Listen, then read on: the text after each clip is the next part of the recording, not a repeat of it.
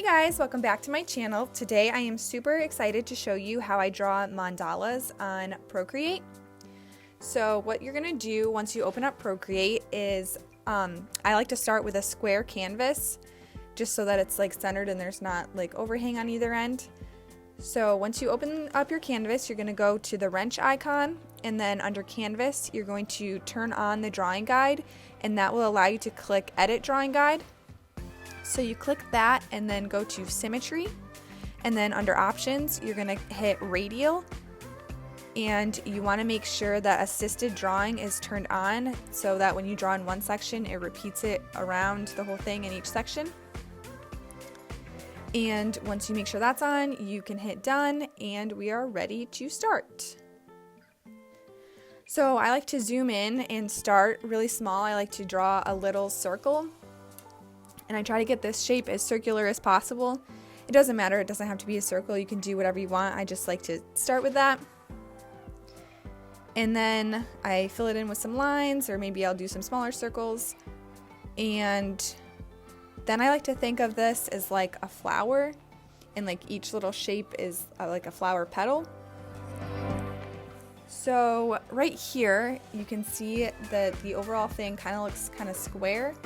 And that's caused because my corner petals are longer than the other ones. So to make it look more circular, I could make those middle ones longer or the corner ones shorter, but right now it's in the middle. I don't really care about it because as we go on, it'll look more circular anyways.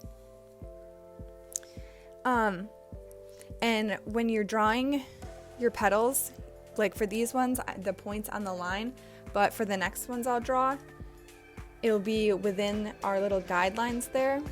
So when I'm drawing them in that section, I don't like to start it right up next to the line because then you can only get narrower from there. But if you start it inside the line a little bit, you can get wider before you taper it off to make it look more like a flower petal, which is what I'm going for. And you don't have to do flower petal shapes. You can do like loops or lines or anything you want.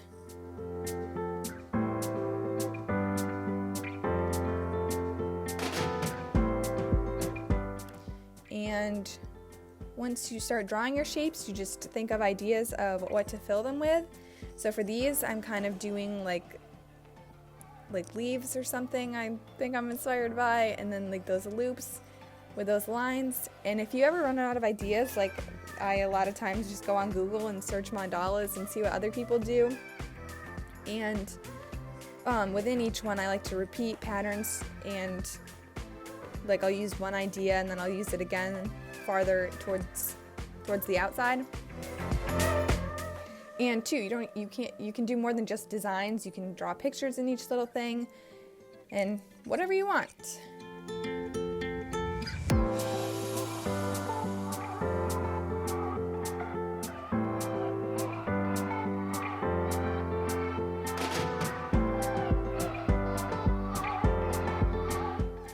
Here I'd like to draw like a smaller petal shape within the larger section, and then this one I'm filling in with lines, but you can do this and fill it in with anything you want.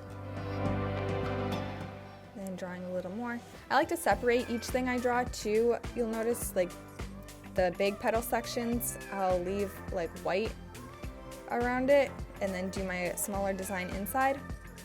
And here I'm filling those sections in with all black. And then I'm going to use the eraser tool, and I change it to the same thing as my brush tool. I'm using a, I think it's under the inking section, so it gives it nice clean lines in the end. But here I'm just going to erase my design, and by leaving this more like black in it, once we change the color at the end, there will be like more of a gradient. You'll see more color than just like the white background. So I like to do that in some sections every here and there. And this swirly section I'm doing, that's like my favorite pattern to do. I do that in so many. I just like start drawing like a spiral, and then when it's like hits another spiral, I'll like stop where it would be overlapping or whatever, but then I'll like continue to draw more lines around it where it's not hitting other swirls. It's like my favorite design. I repeat it in like big sections, and then I'll do it in smaller sections, but I really like this pattern. And what I'm showing you here, these petals are within those are like guidelines, so it's an easier section to do it on. If you do it on the petals where the point's on the line, sometimes it's hard because it's getting mirrored, so your spirals will like kind of like hit each other. But I'll show you later. I do one on one of those sections to show you guys. So if you're just starting out, it's easier to do that on the sections within the lines. And you'll see too, I'm not drawing it right out to the edge. I want it to look like there's still the black, like I want it to look like you'd still be outlining this little petal shape, and I don't want to go too far to the previous petal. I want there to be like a little bit of space so that it's not too confusing where one section begins and the other ends. And then once I finish this little section, I like to zoom out after I complete each section just to see how the whole mandala is looking overall. Like you have to zoom in to like get these tiny details, but then I like to zoom out and just make sure everything looks good. And then I like to zoom back in again, draw your next shape. And on the sections where your point is hitting that line, you have to draw 2 because you're only drawing like half of your section. So like if you think about it in between the 2 lines, you're only drawing half of a petal, so you have to draw your petal twice so it goes all the way around. And here you can see I'm repeating that looping pattern that I did a few petals before. So when I run out of ideas, I like to look on Google or just like think of an object that I can be inspired by. Like I have ideas, I want to do like a snowflake inspired type of mandala, and like I started one that kind of looks like butterfly wings. And like I said, your shapes don't have to be flower petal, they can be anything you want, but they don't even have to go like straight to the outside. You can make them like curve around and like swirl around a bit. So here I'm still thinking like those spirals, even though they aren't like full spirals, I'm still like adding that to each section so it's kind of cohesive throughout, I guess. And if you run out of ideas, you can just keep, like here I'm like outlining the swirls. I kind of do that a lot when I can't think of ideas. Add some more loops. But yeah, the possibilities are endless, and honestly, these are just so fun and relaxing to draw. Like, it's not, I don't know, I don't think of these as like messing up as much. It's just like thinking of ideas and like just letting your mind wander and just draw whatever you want. Like here I'm just drawing lines with like more lines because I still can't think of anything. But the possibilities are endless and there's no right or wrong. You can draw them however you want.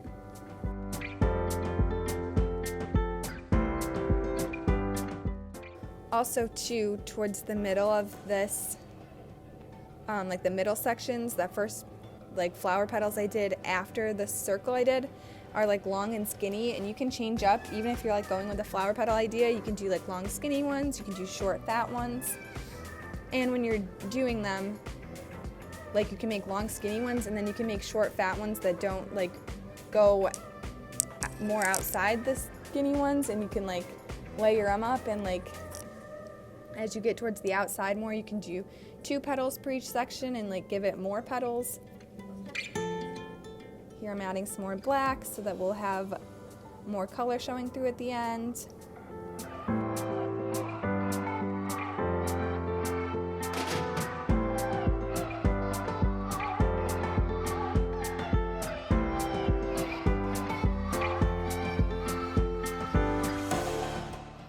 Okay, here I'm going to repeat that swirling pattern I showed you guys, but instead of doing it within like the whole section, I'm going to like create this little strip within my flower petal and fill it in with those swirls. And here I'm trying to, when I start my swirl, I don't want to start each like little circular part right in the middle. I want to try and like offset one to the outside and then one closer to the inside, just to give it some like variety.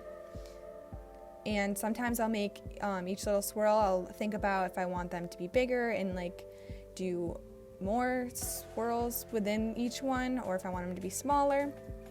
And they don't even have to be circular shaped. I think later I do some that look really oval, but you could do heart swirls or star swirls or whatever you wanted. Another thing that's going to add variety within your swirls is how close together or far apart you're making your lines. So if they're farther apart, you're going to have more white showing, but if they're closer together, they're going to be darker.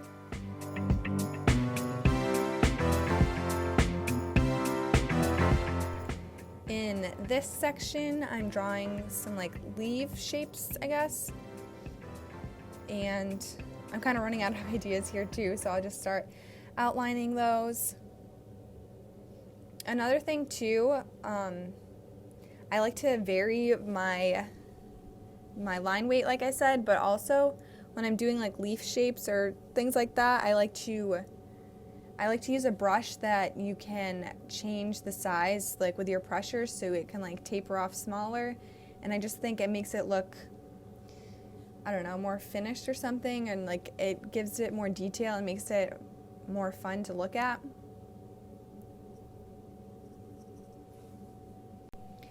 Okay, this is the section where I told you guys I'm doing the point on the line. So you can see when I draw one swirl, it goes to the other side of the petal too. So when you're getting right in the middle, like next to that line, they're going to be mirroring, so they're going to look kind of mashed up. So you have to like kind of think about how you're doing your swirls. So when I get to the middle, also too, like right on that line, because it's mirrored, I like to try and break it up a little bit by drawing, like I'll draw like circle shapes. It won't be kind of like a spiral, but I'll do one of those, and then I'll do the two swirls like you see here that meet up with each other, just to like give it a little bit more, I don't know, just so it doesn't look too much the same. And here too, you'll see my shapes kind of vary. I'll draw some more oval shaped ones, but here you'll see I'm drawing those like circular. It doesn't look like a spiral as much, it's just like circles within each other. And then I'll draw two that'll butt up next to each other, and I like to just go between like two and then one and then two and then one. And also I like to change up the size.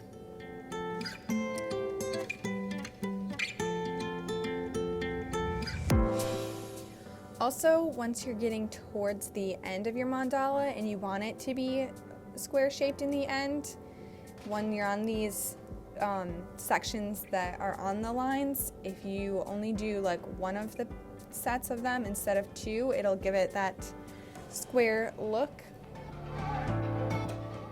And those are good if you want it to like print out on something like a square piece of paper or something like that. It can be handy.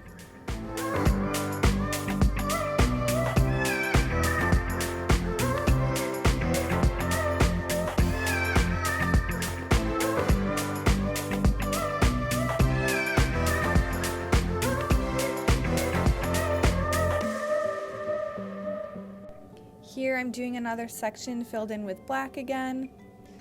I don't like to do these all the time, but like every few sections, just so that more of the black shows through, like I said.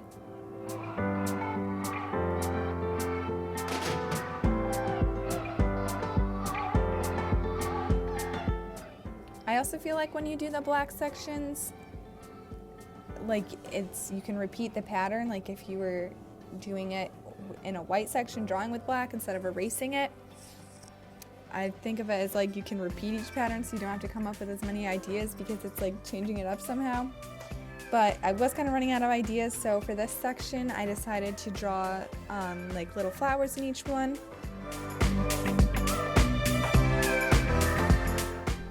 Here too, when I'm drawing these flowers, those lines I do like in the middle of each petal, how they kind of taper off, I really like the look that that gives. That's what I was talking about earlier.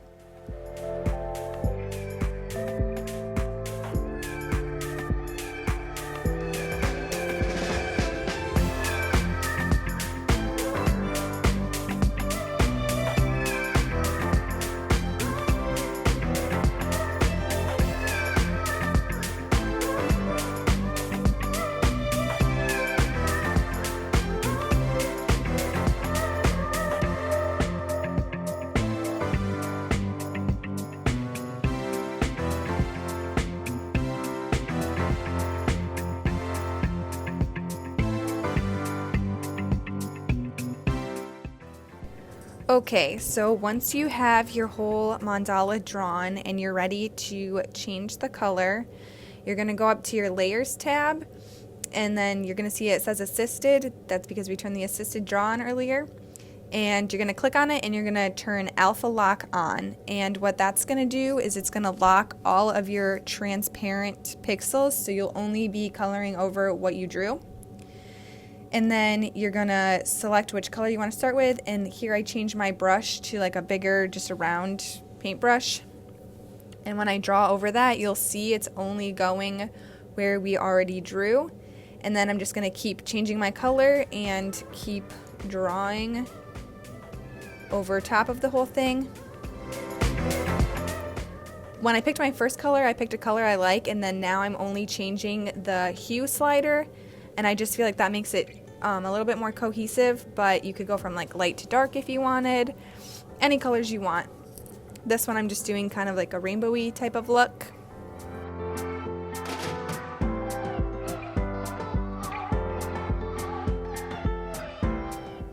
And right here you want to make sure that you don't leave any of the black. Like here I accidentally left, when I did that orange color, I accidentally left some black, so I had to go back and color pick again and go over and color in that black.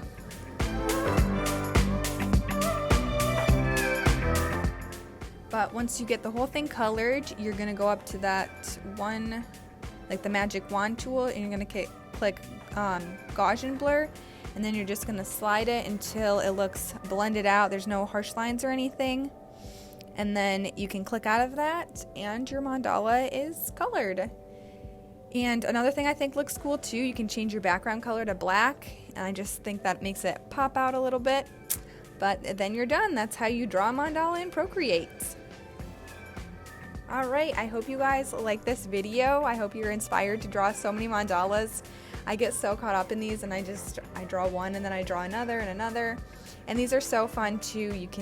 I like to print them out as stickers, but they're cool designs for anything, your phone background, whatever you want. And they're so like fun and relaxing to draw, and there's no pressure. So I hope you guys have fun and draw lots of mandalas, and I'll see you in my next video. Bye!